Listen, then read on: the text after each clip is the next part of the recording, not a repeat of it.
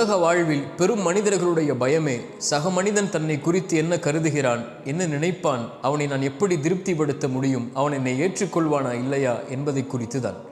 இந்த பயத்தை எவன் கடக்கிறானோ, யார் கடக்கிறாரோ அவரே வெற்றி அடைந்தவராக மகிழ்ச்சி அடைந்தவராகவே வாழ முடியும். இல்லை என்றால் உலக வாழ்வு முழுவதும் பிற மனிதனுக்காக வாழ்ந்து மறைந்ததாகவே ஆகிவிடும்.